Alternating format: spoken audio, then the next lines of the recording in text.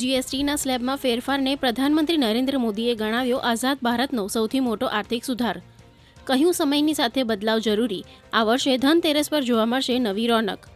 મુખ્યમંત્રી ભૂપેન્દ્ર પટેલ, નાણામંત્રી કનુભાઈ દેસાઈ તેમજ કૃષિમંત્રી રાઘવજી પટેલે જીએસટી ઘટાડવાના નિર્ણય પર આપી પ્રતિક્રિયા.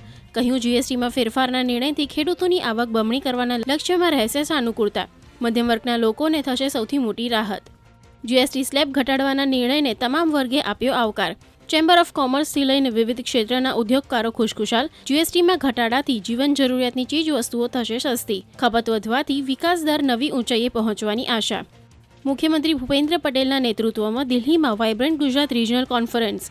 ઉદ્યોગપતિઓ સાથે મુખ્યમંત્રીએ કર્યો સંવાદ. કહ્યું આપણી સાચી તાકાત ક્ષેત્રીય વિવિધતા. દેશના જીડીપીમાં ગુજરાતનું યોગદાન મહત્વનું. ભારત સિંગાપુર દોસ્તીનો નવો અધ્યાય. રોકાણ વધારવા બંને દેશો વચ્ચે મહત્વના કરારો પર હસ્તાક્ષર.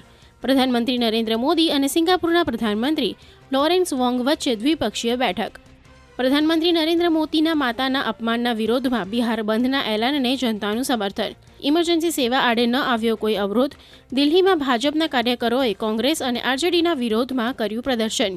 પંજાબમાં ભારે વરસાદ બાદ પૂર પ્રભાવિત વિસ્તારોમાં કૃષિમંત્રી શિવરાજસિંહ ચૌહાણે કર્યું નિરીક્ષણ. કહ્યું દિલ્હીમાં ખતરાના નિશાન પર વહી રહી છે યમુના નદી. કેટલાક સ્થળે લોકોનું સ્થળાંતર. દક્ષિણ અને મધ્ય ગુજરાતમાં ધોધમાર વરસાદ. સુરતના ઉમરપાડામાં 4.5 ઇંચ, જ્યારે દાહોદ અને આણંદ જિલ્લામાં 2 થી 3 ઇંચ વરસાદ. આવતીકાલે નવસારી, વલસાડ, ડાંગ અને સંઘ પ્રદેશમાં વરસાદનું રેડ એલર્ટ.